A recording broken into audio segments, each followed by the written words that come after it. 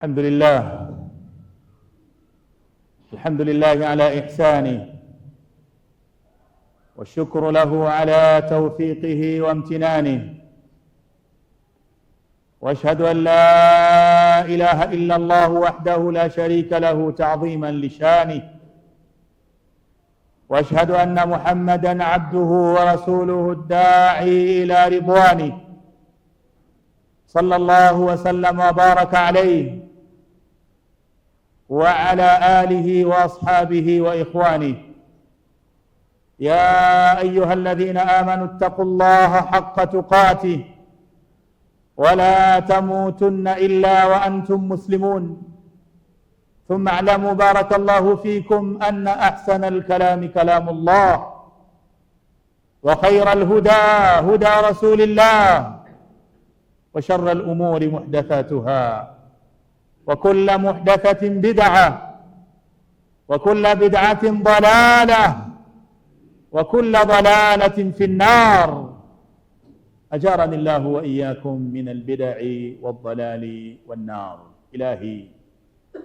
إلهي لا تعذبني فإني مقر بالذي قد كان مني، وكم من زلة لي في الخطايا وأنت علي ذو فضل ومن، يظن الناس بي خيرا وإني لشر الناس إن لم تعف عني. فاتقوا الله عباد الله، واتقوا يوما ترجعون فيه إلى الله، ثم توفى كل نفس ما كسبت وهم لا يظلمون. غدا توفى النفوس ما كسبت، ويحصد الزارعون ما زرعوا. إن أحسنوا أحسنوا لأنفسهم، وإن أساءوا فبئس ما صنعوا. أيها المسلمون عباد الله، اعلموا بارك الله فيكم أن هذا الدين دين رحمة وتكافل، يربي المسلمين على أن يرحم بعضهم بعضا ويعين بعضهم بعضا. Ndugu zangu katika imani, tambueni kwamba dini ya Uislamu, dini ya Allah azza wa jalla, ni dini ya kuhurumiana, ni dini ya kusaidiana, ni dini ambayo inawalea Waislamu wahurumiane wao kwa wao, wasaidiane wao kwa wao. Falqawiyu yarhamu aldhaif, walfaqiru au walghaniyu yuwasi alfaqir, walalimu yuallimu aljahil, waljaru yuinu jara. Hivyo mwenye nguvu amhurumie dhaifu, tajiri amsaidie fakiri maskini, msomi amfunze asiyejua, amfunze mjinga, na jirani amsaidie jirani yake. Ndiyo maelekezo ya Uislamu. Waqad jamaa an-nabiy sallallahu alayhi wa alihi wasallam hadha al-ma'na, na Mtume alayhi salatu wassalam ameyakusanya haya niliyoeleza kwenye maneno yake mafupi aliposema: mathalul mu'minina fi tawaddihim wa tarahumihim wa ta'atufihim mathalul jasadil wahid idha ishtaka minhu 'udhun tadaa lahu sairul jasadi bisahri wal humma. Rawahu al-Bukhari wa Muslim. Anasema alayhi salatu wassalam, mfano wa waumini katika kupendana kwao, kuhurumiana kwao, ni mfano wa kiwiliwili kimoja. Idha ishtaka minhu udhun, kwenye kiwiliwili kimoja, kiungo kimoja kikiumwa, tadaa lahu, mwili mzima unashirikiana na hicho kiungo kimoja, fi sahri wal humma, kwenye kukesha na kwenye kupokea maumivu. Allah azza wa jalla ametuumba katika asili ya kuhitajiana. Aliye nacho anamhitaji asiye nacho, mwenye nguvu anamhitaji dhaifu. Limadha? Lianna alhayata la tathbutu ala watiratin wahida, kwa sababu maisha hayaendelei sana katika hali moja. Falghaniyu qad yaftaqir, hii ni kwa sababu aliyetajiri leo inawezekana kesho akawa fakiri. Walqawiyu yadhufu, na mwenye nguvu inafika wakati nguvu zake zinaisha. Wasahihu yamradu, lakini hata mzima inawezekana leo umelala mzima, kesho ukaamka ni mgonjwa. Kwa hiyo ukiwa mzima Jitahidi kumsaidia mgonjwa, inawezekana nafasi ya mgonjwa ikawa ni yako kesho. Ukiwa unacho leo, msaidie yule ambaye hana. Inawezekana kesho utakuwa kwenye nafasi ya kuhitaji msaada. Ukiwa una nguvu, msaidie dhaifu, kwa sababu mwisho wa nguvu zako kadhalika ni udhaifu. Ndio maana Uislamu umetuhimiza katika kusaidiana kwenye kutatuliana changamoto tulizo nazo. Limadha? Liyakuna almuslimu aunan liakhihi almuslim, ili muislam awe ni msaada kwa ndugu yake muislam katika hii dunia. Lakini kwenye msaada unaoutoa unatanguliza thawabu, unatanguliza kheri, unajiandalia malipo makubwa mbele ya Allah azza wa jalla. Msikilize Bwana Mtume Muhammad alayhi salatu wassalam, anatupa bishara iliyo wazi inayovutia. Qala alayhi salatu wassalam, man nafasa an mu'minin kurbatan min kurabi dunya nafasa Allahu anhu kurbatan min kurabi yaumi alqiyama wa man yassara ala mu'sirin yassara Allahu alayhi fi dunya wal akhirah wa man satara muslima satarahu Allahu fi dunya wal akhirah wallahu fi auni al-'abd ma kana al-'abdu fi auni akhihi wal hadithu sahih. Man nafasa an mu'minin kurba, yoyote atakayemfariji muislamu akamwondoshea changamoto na tatizo katika matatizo ya kidunia. Mwenzako amesibiwa na jambo, unaweza kumsaidia, ukamsaidia. Anasema alayhi salatu wassalam, nafasa Allahu anhu kurbatan min kurabi yaumi alqiyama. Allah azza wa jalla, wewe uliyotoa msaada kwa ndugu yako muislamu, Allah atakupa msaada wa kuondoshea matatizo yako katika matatizo ya siku ya kiyama. Waman yassara ala mu'sirin, na atakayemfanyia wepesi mtu anayepitia kipindi kigumu kizito katika hii dunia, yassara Allahu alayhi fi dunya wal akhirah, Allah naye atamfanyia wepesi kwenye mambo yake duniani na akhira. Waman satara muslima, na yoyote atakayestiri aibu ya muislamu, satarahu Allahu fi dunya wal akhirah, naye atastiriwa na Allah azza wa jalla duniani na akhira. Wallahu fi auni al-abd. Anamalizia kusema alayhi salatu wassalam, wallahu fi auni al-abd ma kana al-abdu fi auni akhihi, na Allah azza wa jalla yupo kwenye kumsaidia mja wake maadamu mja anamsaidia ndugu yake. Isal nafsak, hebu jiulize kwa utulivu, baada ya kuisikia hadithi hii, baada ya kuyasikia maneno haya ya Bwana Mtume Muhammadin sallallahu alayhi wa alihi wasallam, man almuntafi'u alakbar baina almu'in walmu'an? Kwa mujibu wa hadithi, ni nani mnufaika mkubwa kati ya mtoaji na mpokeaji? Ni nani mnufaika mkubwa kati ya mpokea msaada na mpewa msaada? Kwa mujibu wa hadithi ya Mtume alayhi salatu wassalam, anayetoa msaada ndiye mnufaika zaidi kuliko anayepokea msaada. Kwa nini? Umemsaidia mwenzako katika hii dunia, changamoto yake imeisha, tatizo lake limeisha. Allah atakusaidia wewe kukutolea na kutatulia changamoto zako siku ya kiyama. Matatizo ya dunia yanaweza kutatuliwa na wengi, kama si wewe ni huyu, lakini matatizo ya siku ya kiyama hakuna mtatuzi isipokuwa Allah azza wa jalla. Hivyo ni vyema kila muislamu akaangalia namna ambayo anaweza kutoa msaada kwa muislamu mwenzake, anaweza kumsaidia ndugu yake katika iman, wama inda Allahi khairun wa abqa, lakini wakati huo huo akiamini kwamba jazaa atakayokuta mbele ya Allah azza wa jalla kwa msaada aliyoutoa kumsaidia ndugu yake katika iman, jazaa yake mbele ya Allah azza wa jalla ni kubwa mno. Hapa naweza kutaja mifano miwili mitatu ya khairi ambayo muislamu unaweza kumfanyia muislamu mwenzako, na malipo yako mbele ya Allah azza wa jalla ni makubwa zaidi ya msaada uliotoa. Jambo la kwanza, qada'u hawaiji nnas, na hili tumelitaja katika hadithi. Qada'u hawaiji nnas, kuwasaidia watu katika kukidhi haja zao na mahitajio yao. Inawezekana akili yako ikaenda kwenye mali, kwamba sina pesa, nawezaje kutoa msaada? Hapana, msaada jamani si pesa tu. Inawezekana msaada anaohitaji ndugu yako kutoka kwako ni neno lako tu. Mwachieni, ameachiwa. Mpeni, kapewa. Halas, neno lako moja tu.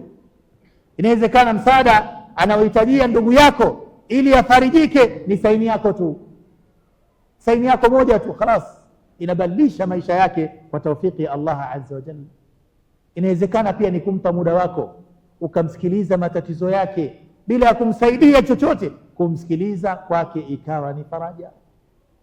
Ndio maana anasema bwana Mtume Muhammadin sallallahu alayhi wa alihi wasallam, man kana fi hajati akhihi kana Allahu fi hajatihi. Yoyote ambaye anapambania haja ya mwenzake itimie, jambo la ndugu yake litimie, kana Allahu fi hajatihi, Allah atayatekeleza mambo yako wewe. Wakati unampambania ndugu yako katika iman, basi mambo yako yako mikononi mwa Allah azza wa jalla, na Allah atayatimiza. amesema bwana Mtume Muhammadin alayhi salatu wassalam fi alhadith alladhi akhrajahu at-Tabrani fi al-Awsat wa ghayruhu min hadith Abdullah ibn Umar radiyallahu anhuma anna an-nabiy sallallahu alayhi wa alihi wasallam qala khayru an-nas anfa'uhum lin-nas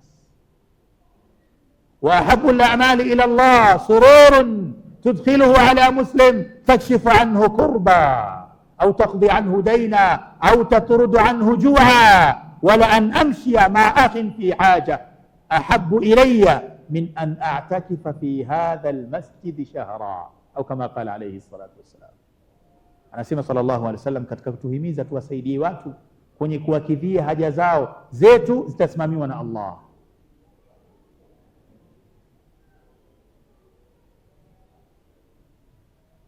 Ahabu nnasi ila Allah anfa'uhum linnas, miongoni mwa watu ambao wanapendwa mno na Allah azza wa jalla ni wale ambao wanawanufaisha mno waja wa Allah. Kadiri unavyowanufaisha waja wa Allah ndivyo Allah anavyokupenda. Taban unawanufaisha kwenye kheri, mfano wa kuwatatulia matatizo yao. Qala wa ahabbu al-a'mali ila Allah, na katika matendo yanayopendwa mno na Allah azza wa jalla yazingatie haya ili uwe huyu mtu aliyotajwa mwanzo wa hadithi. Ahabbu nnasi ila Allah anfa'uhum linnas, kisha bwana mtume akataja amal ambazo ukizizingatia utaingia katika ahabbu nnasi ila Allah. Qala wa ahabbu al-a'mali ila Allah, na katika matendo yanayopendwa zaidi na Allah azza wa jalla sururun, ni furaha, faraja, tudkhiluhu ala muslim, utakayoingiza kwenye maisha na moyo wa Muislamu kwa kumfanyia nini? Takshifu anhu kurba, kumtatulia tatizo, au taqdi anhu daina, au kumlipia deni, au tatrudu anhu jua, au kumpa chakula akale yeye na familia yake. Kisha akasema alayhi salatu wassalam, wala an amshia maa akhin fi haja, na mimi kutoka nikaongozana na ndugu yangu ili nikamkidhie haja yake fulani, ahabbu ilayya min an a'takifa fi hadha almasjidi shahra, napenda zaidi kufanya hivyo, kuongozana na ndugu yangu nikamsaidie kwenye jambo lake, kuliko kukaa itikafu kwenye msikiti huu, sio wa Qiblatain, almasjid an-nabawi, msikiti wa bwana mtume Muhammad alayhi salatu wassalam. Bwana mtume anasema napenda kuongozana na ndugu yangu Muislamu nikamsaidia kwenye kukidhi haja yake, kuliko kukaa itikafu kwenye msikiti wangu huu mwezi mzima. Huyu ni bwana mtume Muhammad alayhi salatu wassalam, ndiye yule aliyesema idha kana al-abdu fi hajati akhihi kana Allahu fi hajatihi. Kama unapambania jambo la mwenzako litimie, ndugu yako katika imani, jambo lake lifanikiwe, basi mambo yako yatasimamiwa na Allah azza wa jalla. Allah azza wa jalla atakuongoza. Hii ni fursa ndugu yangu, unaweza ukaitumia kwa mifano niliyoitoa, ukaitumia heshima yako kumkidhia ndugu yako katika imani jambo lake, ukatumia sauti yako, ukatumia haiba yako, ukatumia hadhi yako, ukatumia ulimi wako, ukatumia kalamu yako, anta fi khair. Kama Allah amekupa mali ukaitumia kumsaidia ndugu yako, nurun ala nur. Yamkini mali hujapewa lakini una vingi ulivyopewa, ikiwa ni pamoja na muda ambao unaweza kumwazima ndugu yako katika imani. Katika mambo ya khairi kadhalika ambayo tunaweza tukafanya kuwafanyia ndugu zetu katika imani, adhabu an irdi akhika almuslim, ni kuilinda heshima ya ndugu yako Muislamu. Heshima ya Muislamu ni kitu cha maana sana, si ya kuvunjwa. Ndio maana aliwahi kusema bwana mtume Muhammad alayhi salatu wassalam, kullu almuslim ala almuslim haram damuhu wa maluhu wa irduhu bihasbi imri'in min ash-sharr an yahqira akhahu almuslim. Kullu almuslim ala almuslim haram, kila muislam ni haramu kwa muislamu mwenzake damuhu, kuimwaga damu yake pasi na haki, wa maluhu, kuichukua mali yake pasi na haki, wa irduhu, na kuivunja heshima yake pasi na haki. Inatosha muislamu kuvuna ubaya na kupata madhambi kwa kumdharau ndugu yake muislamu. Ndani ya Qur'an katika hukumu zilizowekwa ni haddul qadhfi, ni hukumu ya mtu aliyemsingizia mwenzake akamvunjia heshima yake kwa maneno ambayo si haki. Huyu anatandikwa bakora bimuktadha alhukm alislami, kwa mujibu wa hukumu ya Kiislamu. Mfano mzuri ni wale waliovunja heshima ya ummul mu'minin, mama yetu Bi Aisha radhiyallahu ta'ala anha. Walimsema vibaya, wameivunja heshima yake, lakini kadhalika wakaivunja heshima ya bwana mtume Muhammadin sallallahu alayhi wa alihi wasallam. Allah akawataja kwamba hao watakuwa na adhabu kali. Innal ladhina yuhibbuna an tashia alfahishatu fil ladhina amanu lahum adhabun alimun fid dunya wal akhirah. Innal ladhina yuhibbuna an tashia alfahisha, hakika wale ambao wanapenda uenee ubaya, uchafu, fil ladhina amanu, kwa wale walioamini. Unamsema muislamu mwenzako na raha yako ni kuona muislamu mwenzako anadhalilika. Iangalie aya vizuri, innal ladhina yuhibbuna an tashia alfahisha, hakika wale ambao wanapenda uchafu usambae, uenee dhidi ya Waislamu. Unamvunjia mtu heshima na raha yako ni kuona yale maneno yako ya kumvunjia heshima yanasambaa zaidi. Allah anasema lahum adhabun alimun fi dunya wal akhirah, watu wenye tabia hiyo wataadhibiwa adhabu kali duniani na akhirah. Waqad qala alayhi salatu wassalam, man radda an irdi akhihi radda Allahu an wajhihi an-nar yawm al-qiyamah. Yoyote ambaye ataipambania heshima ya ndugu yake katika imani isivunjwe, Allah ataulinda uso wake usiguswe na moto siku ya Kiyama. Angalia dunia jinsi ilivyokaa kinyume. Maneno yanayosambaa kwa kasi na yanayopendwa yenye komenti nyingi ni yale ya kuvunja heshima za watu. Fulani kafanya hivi, amekwenda huku, amefanya kule, kakosea hivi, kaharibu hiki. Watu wanapenda sana hayo maneno, na wengine wanasubiri muendelezo. Imetoka episodi ya kwanza, ya pili shekhe atasemwaje, ya tatu atasemwaje, ya nne atasemwaje, na wanaulizana ya tatu imetoka, mimi nilishia kwenye ya pili bana. Ni ndugu yako katika imani huyu anayesemwa, ambaye aibu zake zinafichuliwa, na wewe ndio unapata furaha na amani. Alikuwa anajifanya mwamba sana yule, kapata kiboko yake, na wewe siku yako itafika. Ndio maana tunarudi kwenye hadithi ya bwana mtume Muhammad alayhi salatu wasalam, wa man satara muslima. Haina maana kuwa muislamu hakosei, anakosea, naye ni binadamu, lakini lazima tustiriane, tupeane nasaha. laula sami'tumuhu qultum ma yakunu lana an natakallama bihadha subhanaka hadha buhtanun adhim. Muislamu mwenzako anaposemwa vibaya, anapotajwa vibaya, jizuie. Haya ni maneno ya Allah kuhusiana na heshima ya Bi Aisha radhiallahu ta'ala anha. Anawaambia masahaba, laula idh sami'tumuhu qultum ma yakunu lana an natakallama bihadha, ingekuwa vyema zaidi mliposikia hizi tuhuma mzipuuze. Nyinyi si wa kudakia haya maneno, si yenu. Muislamu damu yake ina heshima. Muislamu heshima yake inatakiwa itunzwe, iheshimiwe. Ni wangapi kati yetu kwa masikitiko makubwa wanafurahia, wachilia mbali kushiriki, wanafurahia kumuona ndugu yao katika imani anafedheheka kwenye masikio ya watu, anaaibika kwenye macho ya watu. Inawezekana kweli alichokifanya ni kweli, lakini si kila kweli inatangazwa, si kila haki inasemwa. Ndugu yako ambaye unamjua ni mtu wa kheri, kweli kuteleza kwenye moja au mbili, na wewe ndio udakie, uwashe mwenge, ukimbize dunia nzima.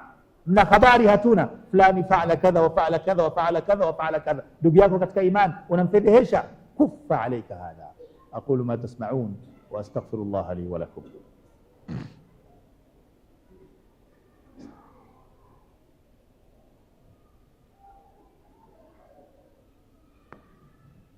الحمد لله رب العالمين، بعث محمدا بالحق بشيرا ونذيرا وداعيا إلى الله بإذنه وسراجا منيرا. عباد الله، أوصيكم ثانيا كما أوصي نفسي بتقوى الله عز وجل، فلقد فاز ونجى المتقون.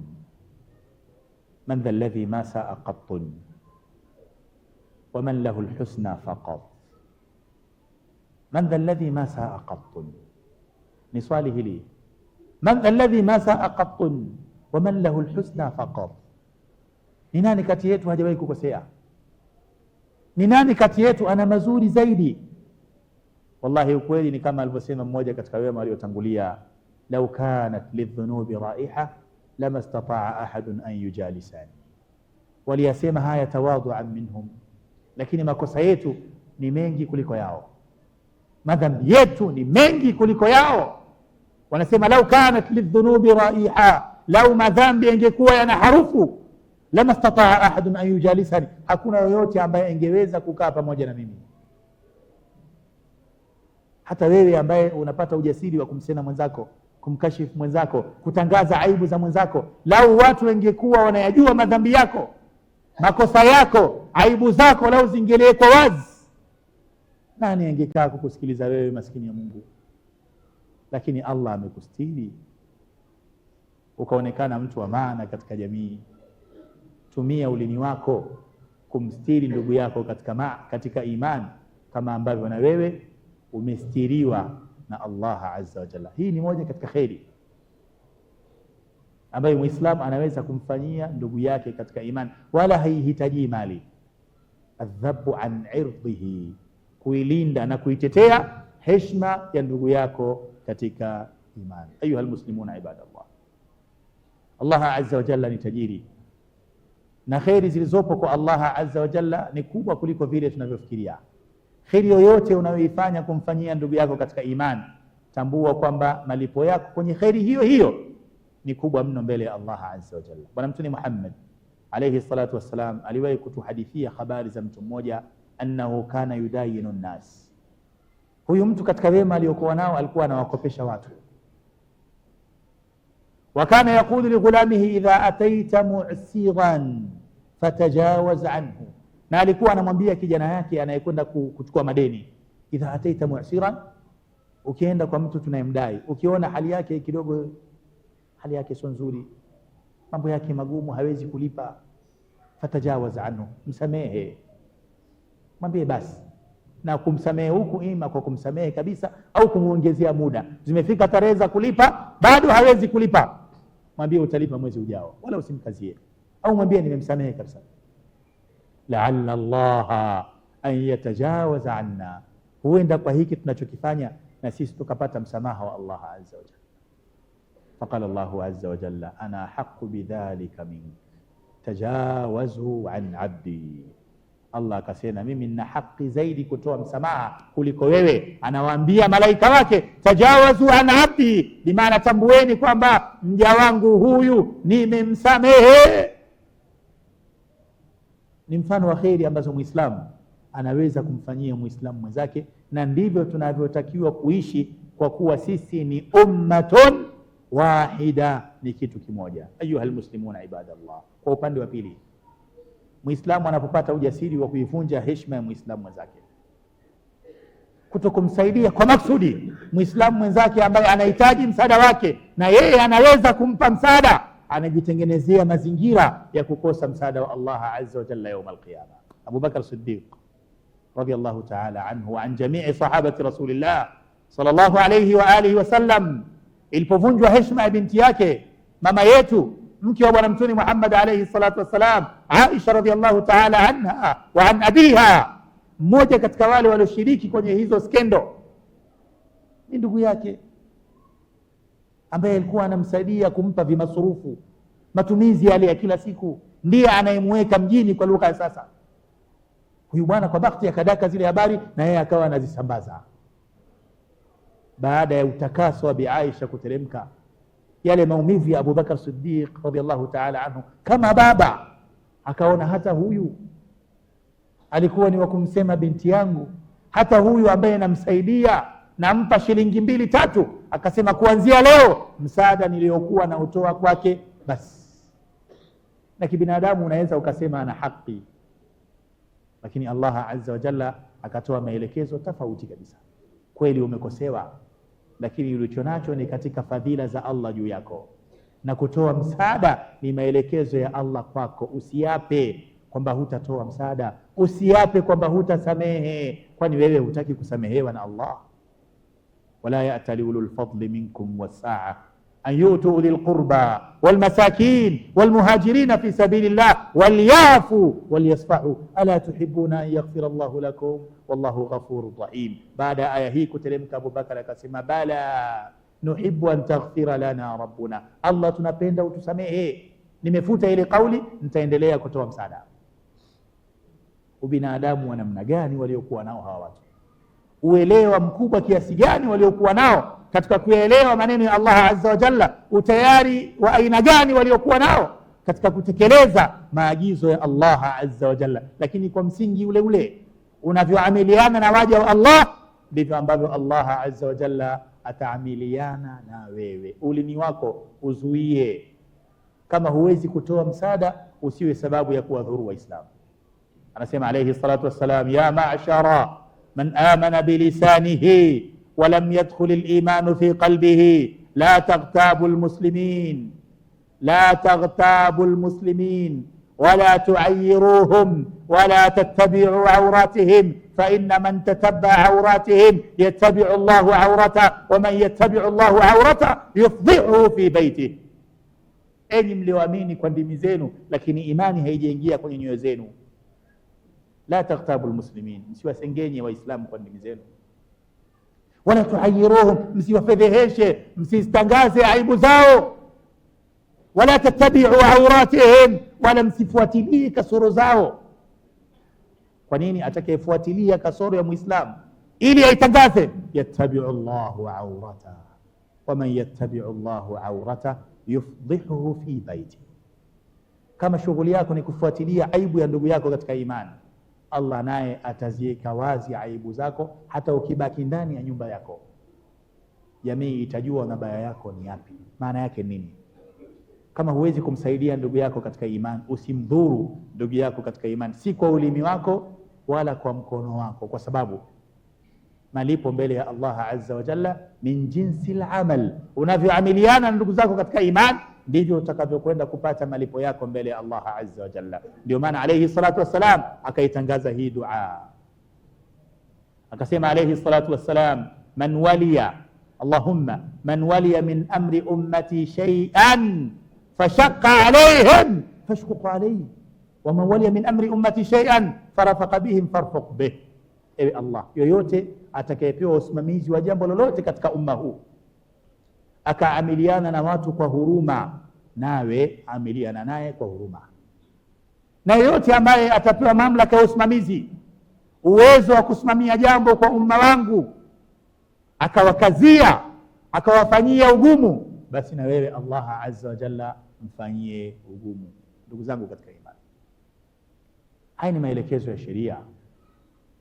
Namna gani Waislamu kama jamii tunatakiwa tuishi?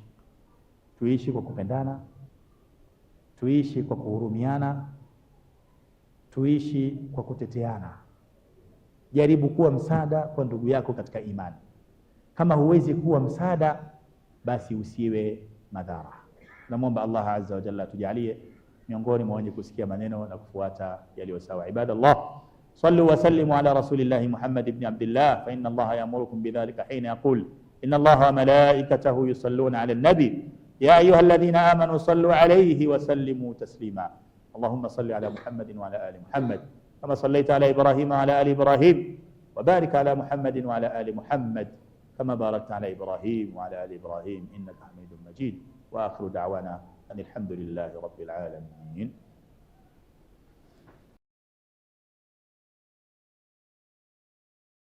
Ansari TV, harakati za kweli kwa jamii bora.